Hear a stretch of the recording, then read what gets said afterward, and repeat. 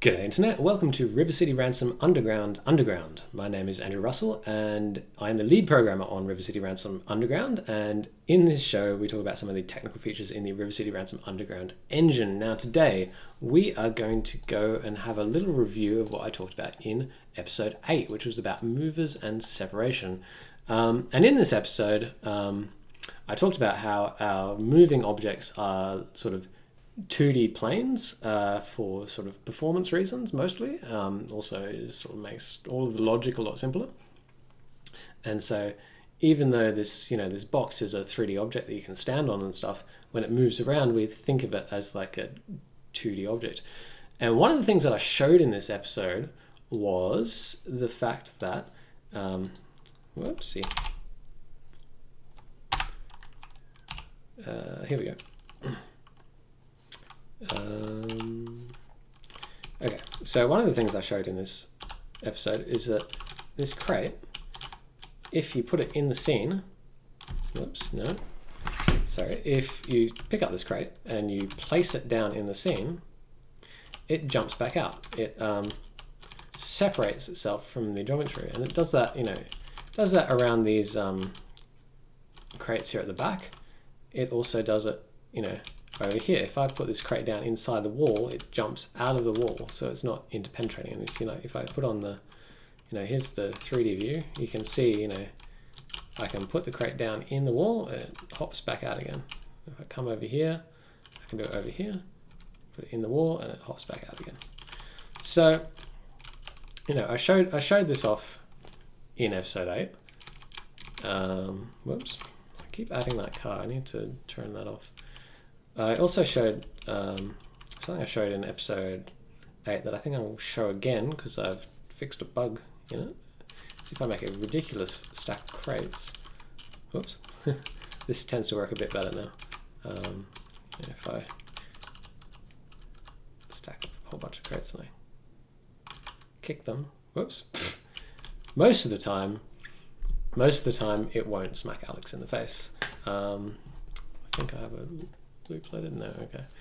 Anyway, so let's talk about how we do that. So we talked about why we do that, so you don't get stuck in walls.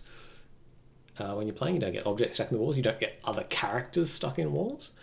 But let's talk about how we do that. And the reason this is not an easy problem. So let's say, I'm going to simplify this. Let's simplify it and we'll just pretend we're a 2D game for now. We're actually 3D, but let's talk about how this works in 2 dimensions. So say we have a level, and I'm going to draw the level in like purple,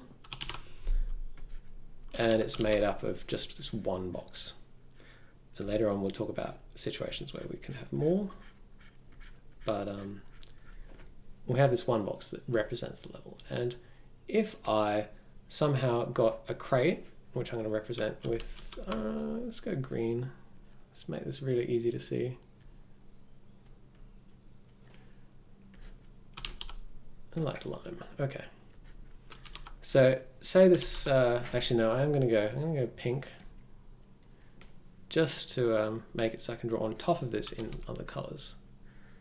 Color choice is quite important here in this show. We would hate to be aesthetically displeasing. So, and this might become important later, the origin of this object, the sort of the point that we consider as its location, is at the bottom center, which is just the default for our engine. So,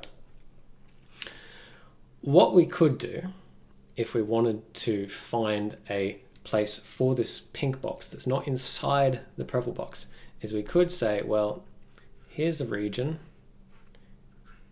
We want to try all of the positions in this region where the purple box lives. So the purple box is here. And so what we would do is we'd start we'd either, if we're doing it the sort of easy way, we'd sort of start in the corner, we'd go, along, we'd do the first row and then we'd do the second row, or we could start out where we started and do it like a spiral, which is a lot more complicated sort sort of to code and to think about, but it does mean that if we find a good spot to place it early, like there, please excuse my tiny diagram. If we find a spot there, we don't have to go all the way out to there in the spiral. We can quit early, but that being said, you know, it's still possible we could end up far out on the spiral. So it's a little bit of a toss-up whether that's actually worth it. So what we do is we find a whole bunch of positions, and then we say, well, let's pick a position. Let's say it is this position here, or this position here, just arbitrarily, because well, this is a computer thing. We can't just say that position. We actually have to test all of the positions in sort of a logical way. It's not like a human could say, oh, it fits there. The thing about computers is they have to do things effectively one at a time. So we have to check every position. But say we got up to here and we're checking this position. And so what we then have to do is we take that pink crate, and then we'd have to go and check every position in the pink crate, and we get up to a position sort of in this corner here, there, and be like, oh no, it intersects the purple level. And you know, we'd have to do this against every object in the scene. So maybe there's a box here, and there's a box here, and there's a box here. We'd have to check. So for every point in the pink crate, we're looking at every point in every bit of the level. And that's too slow. So what we have to do is we have to be a bit more clever about it. And in particular, we sort of want to disconnect the relationship between the size of the different objects. We want to make it so that sort of that's a fixed cost. And what we do is something called a Minkowski addition, or a Minkowski sum. Now, if you go to the Wikipedia page, there's sort of this rigorous explanation about, you know, you take all the points in this object and you add all the possible points in this object, and you get this sort of bigger object like that. And we're doing that in, like, we're doing pretty much that, but in a sort of a less mathematically rigorous way. So what we do is we take our purple object and we say, you know, here's the object. I'm going to draw it quite nicely. Try and match the other one in size and aspect ratio. We say this is our object, and what we want to do is we want to just ignore where this one's placed for now, but we want to add it, and so we're adding it relative to its origin. So it's this shape here, and its origin is there. So we take this bit here, this direction there, and we say, you know, it goes out that way. We go out this way. And we go out this way. And really in here we also go out this way, but because it's inside the object, let's ignore it for now. And we're going out to the right, so we go out this way. And we go out this way. And you know, we're going up here. So what we do is we go down here. And we can shortcut a whole lot of this, you know, all of the sort of vector maths with, you know, like, you know, decimal points and stuff, because of the way our engine works. Like, we know that we have height maps, so our objects are always, well, in fact, we know that our moving objects are always rectangles. So we can shortcut a whole lot of this process, and what we end up with is we end up with a shape that looks like that. So we've added, using a Minkowski sum, the pink object to the purple object. And we end up with an object that is this big. And what's nice about this object is if I pick a point on the edge of this object, like here, I know that if I put so this blue object now is standing in for this pink object. If I put this object here, it's outside. So I know that if I pick a point that's inside this object, I know that I'm going to be colliding with the... I haven't drawn this very well, so you know what? We'll make the other diagram match. Our pink box is a little bit taller because we've come up, that far there. So let's just say it was that big, just to make everything match. So we've got a nice sort of tallish pink object. So if we draw in the object there, we know that if we're outside this pinky purple object and we place a copy of the pink object, it's now outside the purple object. And the same thing if we're on the edge here, we know that if we place a copy of the pink object down, we know that it is not going, it's like just on the edge of the purple object. So that's how the Minkowski sum works. And so obviously if we go on the edge here, what happens, let's go down a bit so we're not colliding with the other one. So we know that it's going to end up like this. And again, we're on the edge of the combined pink and purple object, which means that when we place an object down, where the two edges, the edge of the blue object and the edge of the purple object, are going to only just abut. And so this is what we do. We take an area of the level. We make a 1-bit buffer, and we can do this very quickly because it's a 1-bit buffer.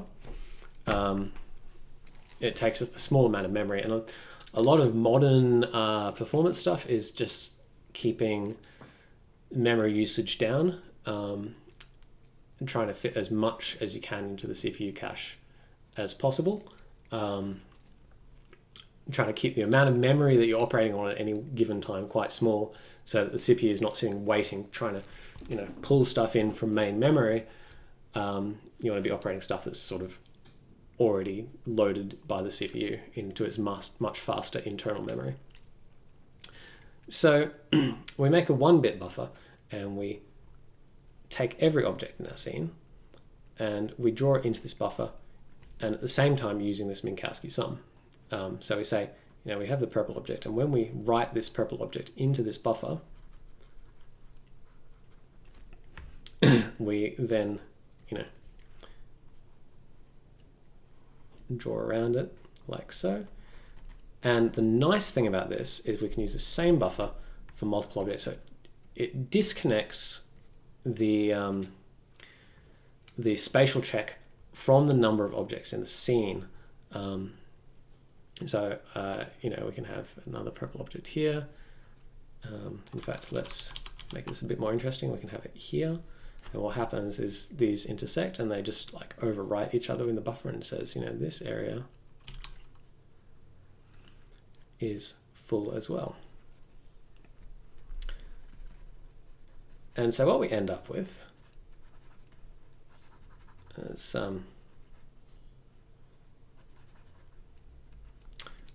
let's fill this in properly. And hey, let's say that it's the level, so maybe it's got a floor, and maybe it's got like a dip there, and maybe it goes up a bit there, and so this is all filled in, and we want to add the pink object to this, and so that's fairly straightforward, because of the fact that our origin's at the bottom of the object. There's nothing to really go up, although our engine does support origins being like anywhere you like, and it will. If the origin's here, it will sort of fill stuff in above, but that's not the default. There's very few objects with an origin that's not at the bottom center. But anyway, we fill in that area there. We fill in that area there. I think that's probably a wee bit bigger. And we end up with this buffer. Now I know I've drawn this in color to make it clear where this space is coming from. You know, you've got the original object and you've got the Minkowski addition. Did I write that out? I want to write this out. So Minkowski additions, or Minkowski sum. So what I'm going to do is, so you can see this, because, you know, that's tiny Wikipedia text, we're going to go Minkowski.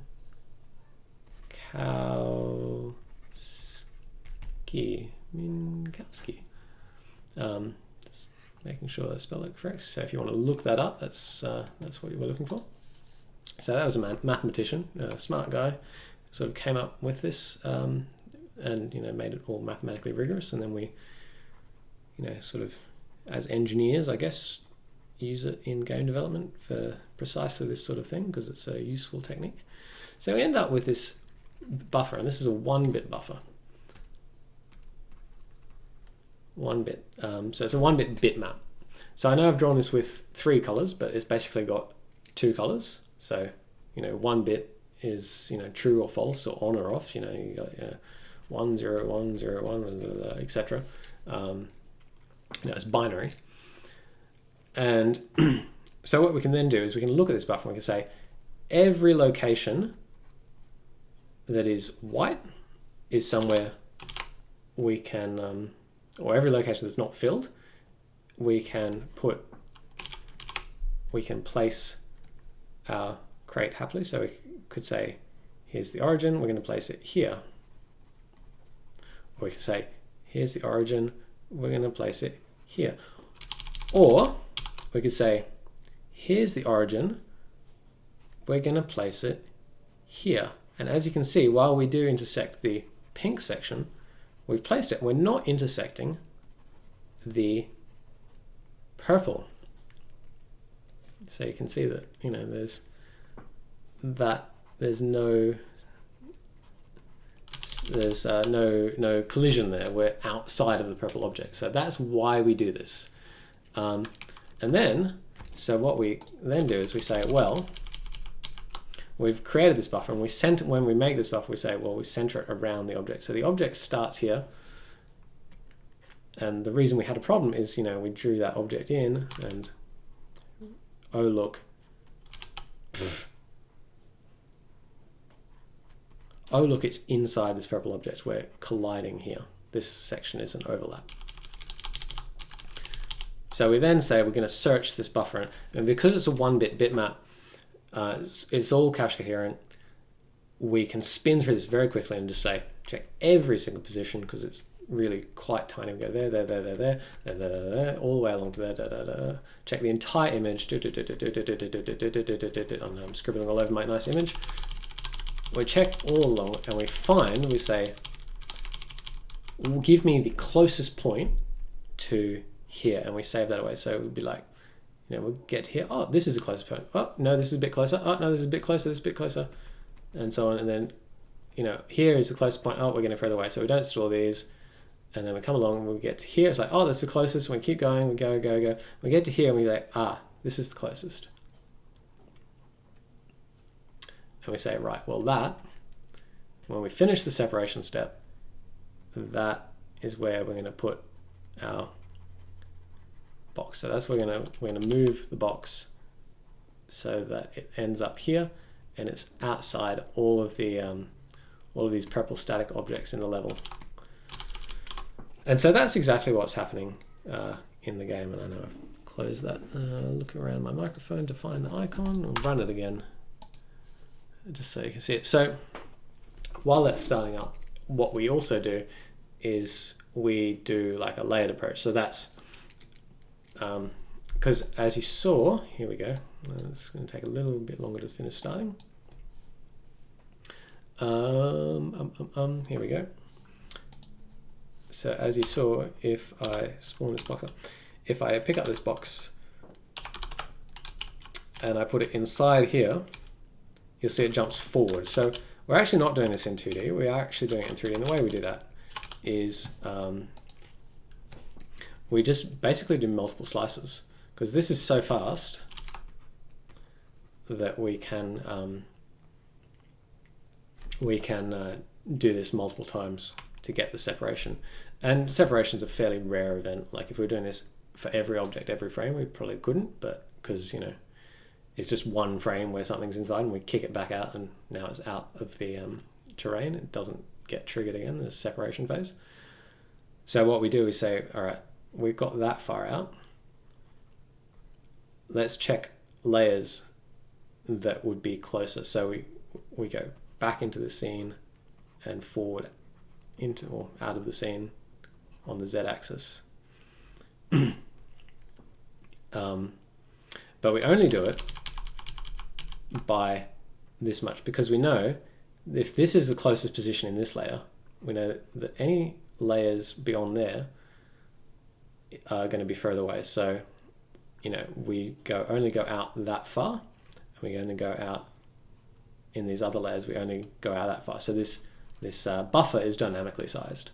So that lets us, you know, on these extra checks, the way we do it is we're always making this buffer circuit smaller. So it's kind of like this spiral principle here. Like we could do this even here.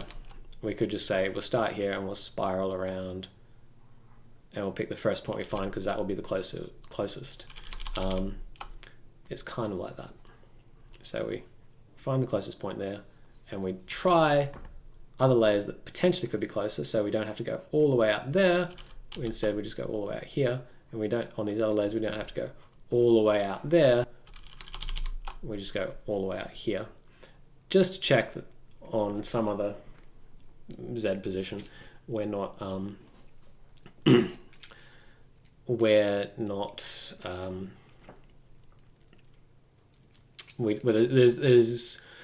check other Z positions for a closer point that we could place the object on, because we'd rather not shift the object too much effectively when we're doing separation. So that is a little talk about Minkowski sums and how we actually do the algorithm for separating objects out of the scene so they're not colliding or they're not getting stuck in the level, basically. So thank you for watching. Now, we're constantly forgetting to do this and remembering at the last minute, and fortunately we've remembered before we stopped the recording that we can tell you to check my blog at andrewrussell.net for these videos. You can follow me on Twitter at _AndrewRussell, where I talk about these videos. You can also subscribe on YouTube. So, you're probably already watching this on YouTube, so click the subscribe button. And then finally, we are making a game here. So, follow the game on Twitter. You can click this link to go to the Kickstarter. And we have a Facebook page as well. Don't have that up on this one, but you can go to rivercityransom.com, I believe, and we get the Facebook page for the time being until we get our sort of page up for it. That was the other thing we're looking at. So, thank you for watching, and I will see you next time.